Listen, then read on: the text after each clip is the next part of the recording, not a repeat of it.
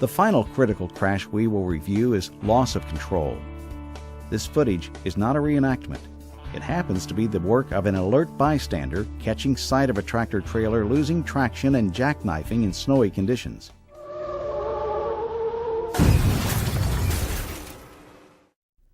Let's review again in slow motion.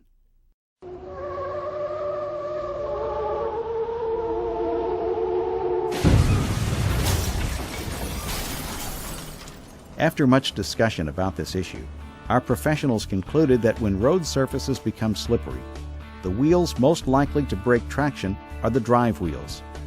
They are the wheels under torque, and if the coefficient of friction of the roadway diminishes, the drive wheels could break traction and spin out. The laws of physics guarantee that the sliding or spinning wheel will lead. Once the drive wheels lose traction, you could be facing a hazard that is about to turn into an emergency, so you must apply the proper reaction immediately.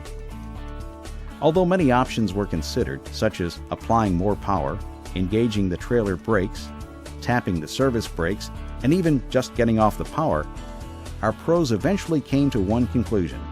The best way to regain rolling traction and prevent an uncontrollable jackknife is to disengage the clutch and steer toward the point ahead you want to go to. Another type of loss of control crash is rollovers. Our professionals applied the Essential 7 concept of react properly to hazards as the solution to help prevent a rollover. Their advice is threefold. First, if you drop a wheel off the roadway onto the soft shoulder, don't panic. Don't jerk the wheel hard and to the left to get back onto the road. Instead, get a good grip on the steering wheel, reduce your speed, and carefully turn left to regain the road. Second, if you're off on a shoulder that slopes down and to the right, don't turn left.